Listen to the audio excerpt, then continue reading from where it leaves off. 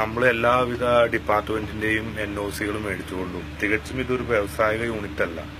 ഇത് നമ്മുടെ നാട്ടിലെ വർക്കുകൾ ചെയ്യുന്നതിന് വേണ്ടി മാത്രം പ്രവർത്തിച്ചിരിക്കുന്ന ഒരു സ്ഥാപനമാണ്. ഇതിന്റെ എങ്ങനെയാണ് ഇത് സ്ഥാപിച്ചിരിക്കുന്നതെന്ന് ഇത് ഇപ്പൊ കണ്ടു കഴിഞ്ഞാൽ ഇതിന്റെ റിപ്പോർട്ടറെന്ന് താങ്കൾക്ക് മനസ്സിലാവുന്നതാണ്.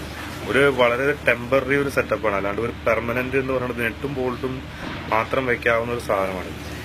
ഇതിന് ഫസ്റ്റ് ഓഫ് ഓൾ ഞാൻ ജെഫിയോട് നന്ദി പറഞ്ഞത്, നാട്ടിലെ ഒരു റിപ്പോർട്ടർ എന്ന ഈ ഒരു ജനങ്ങൾക്ക് ആശങ്ക ഉണ്ടെന്നറിയാം. പക്ഷേ ആശങ്ക എന്ന് പറയുന്നത് ഒരു പറ്റം ആൾക്കാരുടെ ഹിഡൻ അജണ്ട മാത്രമാണ് ഇതിനകത്തുള്ളത്. കാരണം കള്ള പരിസ്ഥിതിവാദികളും പ്രകൃതി സ്നേഹികളും അവരുടെ മുൻകാല ചരിത്രങ്ങൾ മാറ്റിവെച്ചുകൊണ്ട് അവർക്ക് നാട്ടിലെ ജനപ്രതിനിധി ആകാൻ വേണ്ടി സമരം നയിക്കാൻ വേണ്ടി വരുന്ന ഒരു അവസ്ഥയാണ്.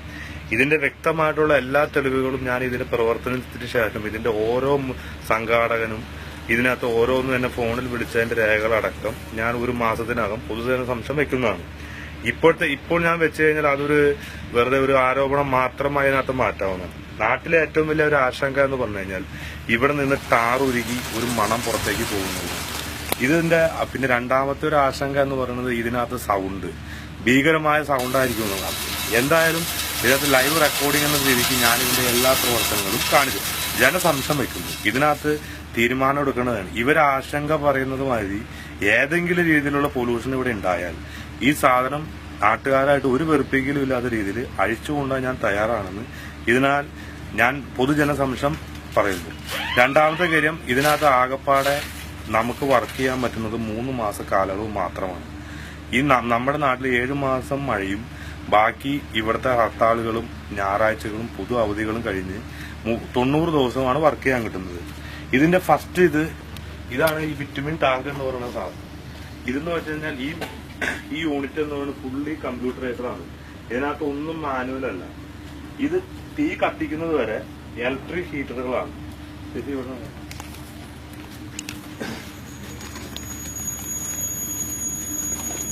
ഇലക്ട്രിക് ഹീറ്ററുകളാണ്. അവിടെ നിന്ന് ഡീസല് അതിനകത്തുനിന്ന് വന്ന് പൈപ്പ് ലൈൻ വഴി വന്ന് ഇവിടെ ഫയർ ചെയ്യുന്നു. ഇപ്പൊ ഇതിനകത്ത് 150 ഡിഗ്രി ചൂട് ഇതിന്റെ ഉള്ളിലുണ്ട്. അത് മീറ്റർ 150 ഡിഗ്രി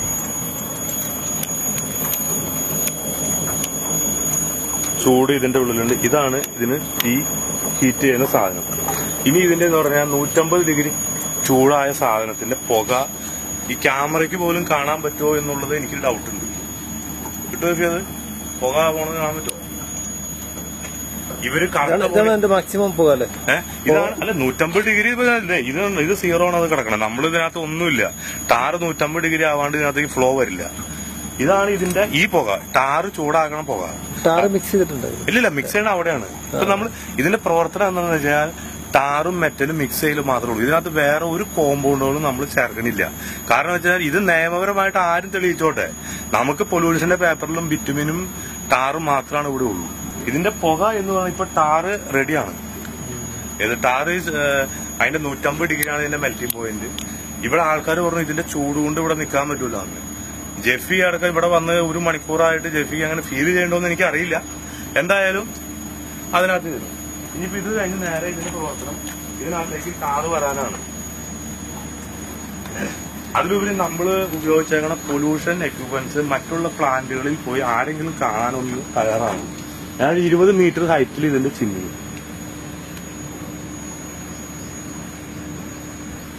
പിന്നെ ജലമാലിന്യം എന്ന് പറയുന്നത് ഈ സാധനം 3 ടാങ്കാണ്. നമ്മുടെ സെപ്റ്റി ടാങ്ക് പോലെയാണ് വർക്ക് ചെയ്യുന്നത്. അതിന്റെ പ്രവർത്തനം ഇത് കഴിഞ്ഞാൽ കാണാം. പിന്നെ ഈ വെള്ളം പോവാത്ത രീതിയിൽ ഇതിന്റെ ബാക്കിൽ എല്ലാ മതിലും 3.5 മീറ്റർ ഹൈറ്റിലേക്ക് ആ കരിങ്കല്ല് ഉപയോഗിച്ച് ചെയ്തിട്ടുണ്ട്. പിന്നെ ഇവിടെ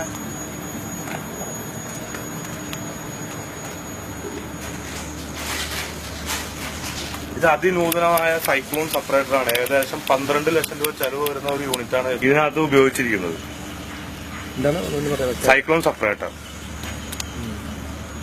അതായത് ഇതിനകത്ത് തന്നെ പൊടിപടലങ്ങൾ ആദ്യമായി ഫിൽട്ടർ ചെയ്യുന്നത് ഇവിടെ വെച്ചാണ്. ഇത് കഴിഞ്ഞിട്ട് ബാക്കി വരുന്ന പുക ജോക്കടെ വന്ന് ഇവിടെ മറ്റേ വാട്ടർ സ്ക്രബ്ബർ 4 നോസിൽ വെച്ചേക്കാണ് ഇത് കടത്തുന്നത്. ഇവിടുന്ന് ഇത് കഴിഞ്ഞിട്ട് ഫിൽട്ടറിൽ അടുത്ത യൂണിറ്റിലേക്ക് വരികയും അത് കഴിഞ്ഞിട്ട് നേരെ ബാക്ക് ഫിൽട്ടറേക്ക് കടന്ന് 5 രീതിയിലുള്ള പൊല്യൂഷൻ എക്യുപ്മെന്റ്സ് കഴിഞ്ഞിട്ടാണ് ഈ സാധനം പുറത്തേക്ക് തള്ളപ്പെടുന്നത്. ഫുൾ കമ്പ്യൂട്ടർ ക്യാബിന്റെ ഉള്ളിൽ നിന്നാണ് ഇതിന്റെ പ്രവർത്തനം. ഇത് പ്രവർത്തിക്കുന്നതിന് തന്നെ ഡിപ്ലോമ എഞ്ചിനീയറിംഗ് കഴിഞ്ഞിട്ടുള്ള ആൾക്കാർക്ക് മാത്രമേ ഇത് സാധിക്കുകയുള്ളൂ. കാരണം കമ്പ്യൂട്ടർ നോളജും അതിന്റെ ബാക്കിയുള്ള ഇതും കഴിഞ്ഞിട്ടാണ് നോക്കിക്കുള്ളൂ. ഇത്രയും വിദ്യാഭ്യാസമുള്ളവർ ഒരു സ്ഥാപനത്തിൽ വർക്ക് ചെയ്യണമെങ്കിൽ അത് അവരുടെ ജീവൻ ഹാനിക്കും ക്യാൻസർ വരാനും ഒക്കെ ആണെന്ന് പറഞ്ഞു കഴിഞ്ഞാൽ അത് വെറും കേവലം പുച്ഛിച്ച് തള്ളാവുന്ന ഒരു കാര്യം മാത്രമേ ഉള്ളൂ. അവരുടെ ക്വാളിഫിക്കേഷന്റെ രേഖകൾ അവരുടെ കയ്യിലുണ്ട്. നിങ്ങൾക്ക് അത് വെരിഫൈ ആവുന്നതാണ്. ഇതിന്റെ ഉള്ളിൽ നമുക്കൊന്ന് കാണാവുന്നതാണ്. ഇതായില്ലേ? അടിച്ചോ. വണ്ടി ഒന്നും വന്നില്ല. വണ്ടി എടുത്തിട്ടാ.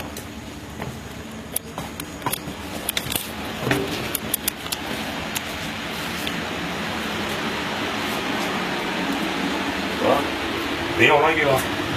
തികച്ചും ഇതിന്റെ ഒരു പ്രവർത്തനം ഇത് കണ്ടാൽ മനസ്സിലാവും. ഇത് ഫുൾ കമ്പ്യൂട്ടറൈസ് ചെയ്ത രീതിയും അല്ലാണ്ട് പഴയ രീതിയിലുള്ള ചിരട്ടയിട്ട് കത്തിക്കലോ ഒരു പൊല്യൂഷനോ അല്ല എന്നുള്ളത്. നോയ്സ് ഫ്രീ ആണ്. ഇത് യൂറോ 4ന്റെ എല്ലാവിധ ഇതും പറഞ്ഞിട്ട് ഇതുള്ള ഒരു മിഷനാണ്. കാരണം എന്ന് വെച്ച് കഴിഞ്ഞാൽ ഗവൺമെന്റ് ഓഫ് ഇന്ത്യയുടെ പുതിയ പോളിസി അനുസരിച്ച് പൊല്യൂഷൻ ഫ്രീ ഉള്ള സ്ഥാപനങ്ങൾക്ക് മാത്രമേ പ്രവർത്തിക്കാൻ സാധിക്കുള്ളൂ. ഇനി ഇതിന്റെ പ്രവർത്തനങ്ങൾ നമുക്ക് കാണാം.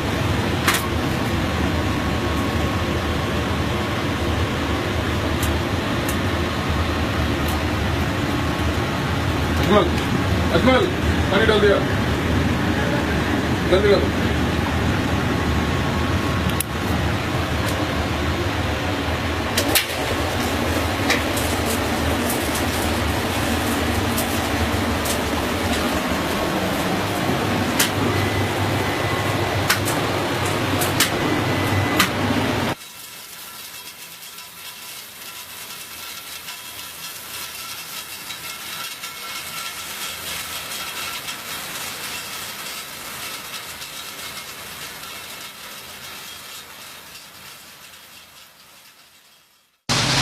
പുകയുടെ കളറ്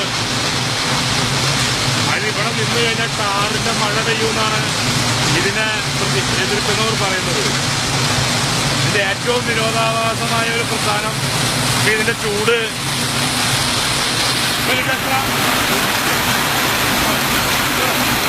വർക്ക് ചെയ്യോ? ഇത്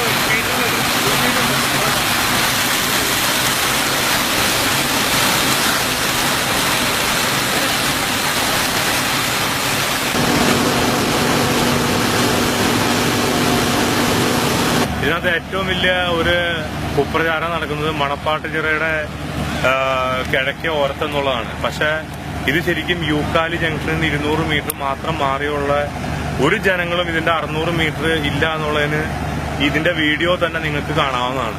ഇതിന്റെ 4 സൈഡിലേക്കും നോക്കിക്കഴിഞ്ഞു കഴിഞ്ഞാൽ ഒരു വീടോ ഒരു സ്ഥാപനങ്ങളോ ഇല്ല. ഇവിടുന്ന് മണപ്പാട്ട് കുരിശടിവാരത്തേക്ക് 3 കിലോമീറ്റർ ദൂരമുണ്ട്. ഇതിന്റെ എല്ലാവിധ പൊല്യൂഷനിലും 50 മീറ്റർ ഇനി 300 മീറ്ററിൽ ഇതിനകത്ത് ഏറ്റവും വലുത് ഓറഞ്ച് റെഡ് ഓറഞ്ച് എന്നുള്ളതാണ്. അതായത് 2016 മാർച്ചിലെ ഫോറസ്റ്റ് ആൻഡ് എൻവിറോൺമെന്റ് ആക്ട് പ്രകാരം നിങ്ങൾക്ക് നെറ്റിൽ നിന്ന് അടിച്ചു നോക്കാവുന്നതാണ്. ഇത് ഒരു ഓറഞ്ച് കാറ്റഗറിയിൽ വരുന്നതാണ്. പിന്നെ ഇത് എങ്ങനെ റെഡിന്റെ ആദ്യം പേപ്പർ വന്നു എന്നുള്ളതാണ്. അതിന് ഇവിടുത്തെ ഒരു പ്രമുഖ സ്കൂള് അതിനകത്ത് വളരെ ഇതിന്റെ പിന്നാലെ കളിക്കുകയും അത് റെഡ് കാറ്റഗറി ആണ് എന്ന് പറഞ്ഞ് ജനങ്ങളിലേക്ക് എത്താൻ വേണ്ടി പൊല്യൂഷനിൽ ഞാൻ പോലും അറിയാണ്ട് ഇതാക്കുകയും രണ്ടാമത് ഈ സാധനം ഞാൻ അവിടെ കംപ്ലൈന്റ് കൊടുത്തതിന്റെ അതിനെതിരായി അവർക്കെതിരെ വിജിലൻസ് അന്വേഷണം വരെ പ്രഖ്യാപിച്ചൊക്കെയാണ്. ഇതില്ലാത്തൊരു സാധനം അടിച്ചു. അതാണ് ഇവിടെ നവമാധ്യമങ്ങളിൽ ഇടുന്നത് റെഡാണ് ഓറഞ്ചാന്നുള്ളത്. ഇതിന്റെ വിവരാവകാശ പ്രകാരം റൂളിംഗ് സ്കൂളിന് ഇതിന്റെ എല്ലാ പേപ്പറും പൊല്യൂഷൻ ബോർഡ് കൊടുത്തേക്കുന്നതാണ്. ഏത് കാറ്റഗറിയിലുള്ളതെന്നും എല്ലാം. ഇതിൽ നിന്ന് നിങ്ങൾക്ക് എല്ലാവർക്കും ഏത് സമയത്തും ഇവിടെ വരാമെന്നും ഇത് ഇവിടെ കുറെ ദിവസങ്ങളായി പ്രവർത്തിച്ചുകൊണ്ടിരിക്കുന്ന സ്ഥാപനമാകുന്നു. ഈ പറഞ്ഞ ആർക്കും ഇത് വന്ന് പരിശോധിക്കാം. എപ്പോൾ വേണമെങ്കിലും വന്ന് പരിശോധിക്കാം. ആർക്കും മുമ്പിലും ഇത് പ്രവർത്തിച്ച് എപ്പോൾ വേണമെങ്കിലും കാണിക്കാൻ ഞാൻ തയ്യാറാണെന്നും ഇല്ലെങ്കിൽ നമ്മൾ പ്രവർത്തിക്കുന്ന സമയത്ത് ആർക്ക് വേണമെങ്കിലും ഇവിടെ ഒന്ന് ചെക്ക് ചെയ്യാൻ തയ്യാറാണെന്നും ഈ വക എന്തെങ്കിലും ഉണ്ടെങ്കിൽ അതിനകത്ത് ഞാനൊരു നാട്ടുകാരൻ എന്ന രീതിയിൽ ഈ പ്രസ്ഥാനം ഇവിടെ നിർത്താൻ ഞാൻ തയ്യാറാണെന്നും ഞാൻ പൊതുജനങ്ങളെ സംസാരിക്കും.